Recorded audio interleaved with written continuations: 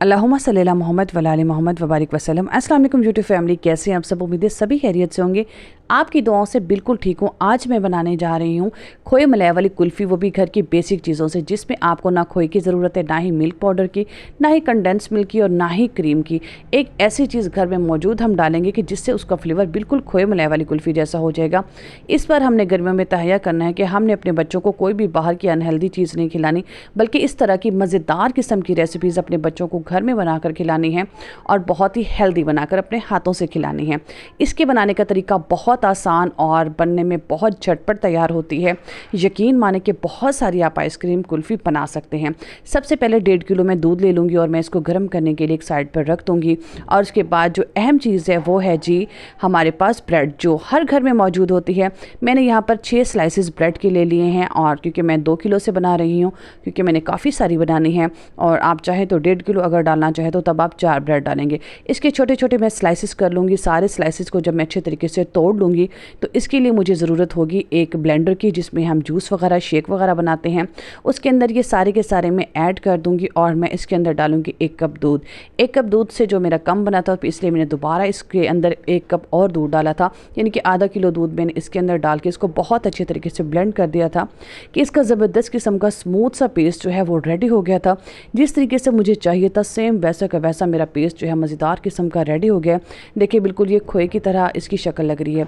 दूध गर्म हो गया। यहाँ पर मैंने 2 टेबल स्पून जो है बादाम और 5-6 इलायचियाँ कूट कर इसके अंदर डाल दी हैं, और यहाँ पर मैं चीनी को करूँगी कैरमलाइज़। 1 कप मैंने चीनी ले लिए, इनफ है और मज़ीद डालने की ज़रूरत नहीं है। चम्मच हिलाते हुए मैं इसको कैरमलाइज़ करूँगी, और साथ साथ जो मेरा दूध है उसको भी मैं अच्छे तरीके से गर्म करती जाऊँगी।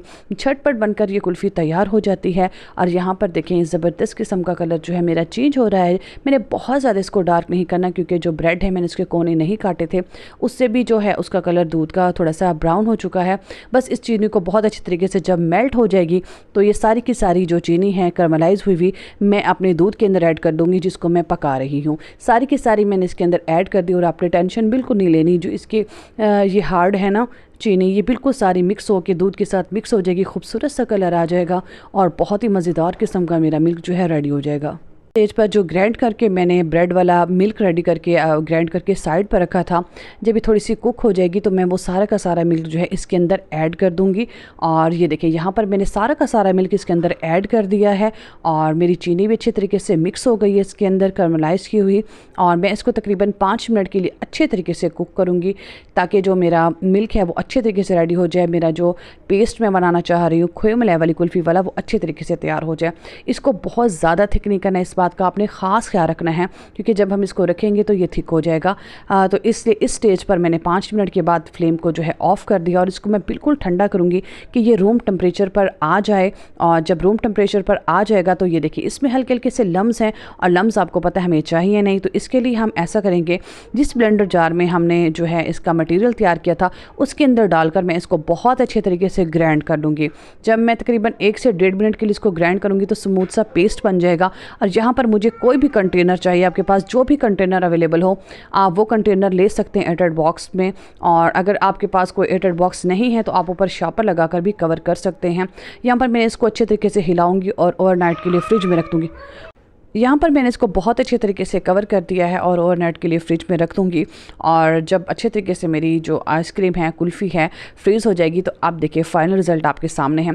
अच्छा, मज़े की बात, इसको निकालने का बहुत ज़्यादा प्रॉब्लम होता है। मैंने इसको अच्छे तरीके से कवर किया और पानी के नीचे जब किया तो मेरी जो कुल्फ़ी है बहुत आसानी से निकले। अब आपको इसको जिस शेप में कट करना चाहें कर सकते हैं, आपकी अपनी चॉइस है।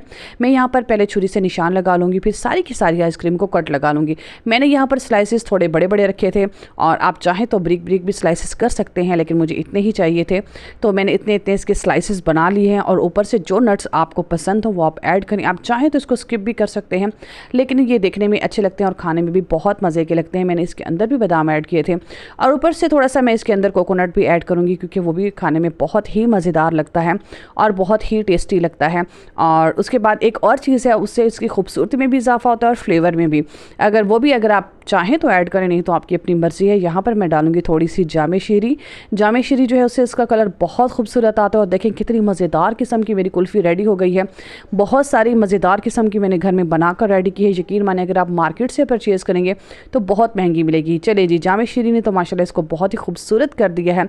इस तरीके से बनाकर आप अपने मेहमानों को, अपने बच्चों को, अपनी फैमिली में जो है बनाकर उनको खिला सकते हो, खूब सारी दाद समेट सकते हैं और आपको तसल्ली होगी कि जो भी आपने बनाया बहुत हेल्दी, बहुत मज़ेदार है। इस तरह की ज़बरदस्त किस्म की रिफ़्रेशिंग ड्रिंक की और इसकी वीडियो देखना चाहते हैं तो मेरे चैनल को ज़रूर विज़िट कीजिएगा। और उम्मीद है कि आपको रेसिपी अच्छी लगी होगी। अगर चैनल पर नए तो प्लीज़ लाइक सब्सक्राइब कर मेरी वीडियो को ज़्यादा से ज़्यादा अपने फ्रेंड्स में शेयर कीजिएगा और मुझे कमेंट करके बताइएगा कि आपको ये रेसिपी कैसी लगी। अगर आपको अच्छी लगी है तो इस तरह की मज़ेदार रेसिपीज़ में और भी आप लोगों के साथ शेयर करूँगी। चलिए जी, अपना ख्याल रखिएगा। अल्लाह हाफ़िज़।